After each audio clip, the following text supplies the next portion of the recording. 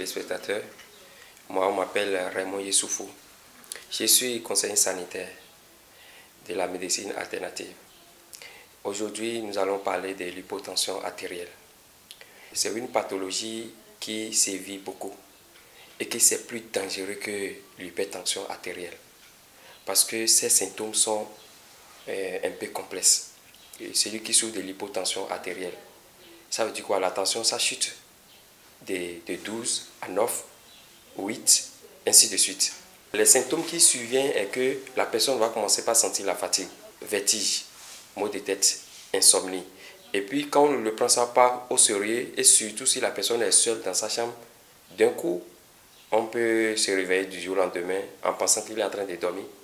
Et puis aller le réveiller et voir que peut-être il est déjà coagulé.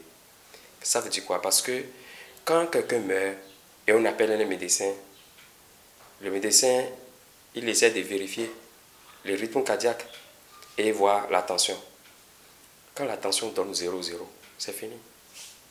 La personne, on le confirme directement qu'il n'est plus. Or, celui qui est hypotendu, quand ça chute un peu, ça veut dire quoi? La tension, il est en train de mourir un peu déjà. Et automatiquement, ces gens de personnes, quels conseils on peut leur donner? Ces gens de personnes doivent manger régulièrement. Et s'ils sont en train de travailler, ils sont un peu fatigués, ils doivent manger et vérifier leur tension et aller se reposer. Parce que leur glycémie, ça chute et ils sont souvent anémiés. Celui qui est souvent anémié, et puis on le met sous jeûne prière pendant une semaine. Est-ce que vous voyez? Donc c'est un peu ça. C'est pourquoi celui qui est hypotendu, on doit le surveiller. La différence qu'il y a entre l'hypotension et l'hypertension est que celui qui est hypertendu, lui, la tension monte, il fait des crises. Tous ceux qui sont dans la maison savent que celui-ci, il est malade. Il fait des crises, il n'est pas plus, on l'amène à l'hôpital. Mais celui qui est hypotendu, on ne le sent pas, on ne le constate pas. Mais il y a connu des gens, des patients, qui sont en train de décider comme ça. Et c'est suite à un appel que je les ai donné rapidement des conseils, de leur donner du sucre, de leur donner de l'énergie et autres. Et la personne a commencé par se retrouver un peu, jusqu'à ce qu'ils l'ont ramené et puis on l'a diagnostiqué et lui a recommandé nos molécules. Mais, par contre, il y a un patient que j'ai connu aussi qui est en couple avec son mari, et puis le mari est un chauffeur, ils sont voyagés. Arrivé à la destination, il dit il va se reposer un peu. Il est monté sur le capot de la voiture. Mais il est parti comme ça. Il est décidé comme ça. Il y a deux choses. L'hypotension survient tel que les soucis, les stress et le fait de ne pas reconnaître son organisme et suivre les conseils nécessaires à son organisme, ça fait partie des causes. Chaque personne, soit tu es hyper, soit tu es hypo. Mais celui qui est hypo, il doit surveiller son organisme. Tout ce qui est amer, il ne doit pas prendre. Tout ce qui contient plus d'acide, il ne doit pas le consommer. Est-ce que vous voyez? Il doit manger régulièrement.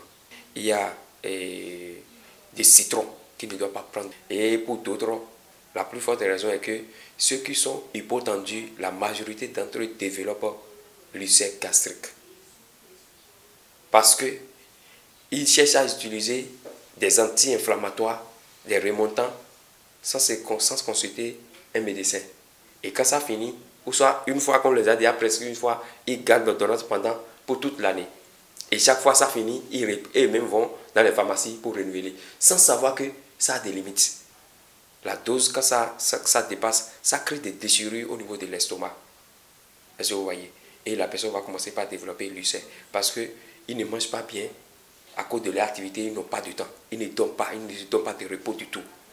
Parce que ces gens de personnes, le cœur a besoin suffisamment du sang. Et si il reste à jeun et il ne mange pas, ça veut dire quoi? Il va commencer par sentir les malaises, la fatigue, l'insomnie, les troubles visuels, est-ce que vous voyez, les vertiges. Est-ce que vous voyez? Donc ces gens de personnes, ils doivent manger régulièrement. Ça fait partie.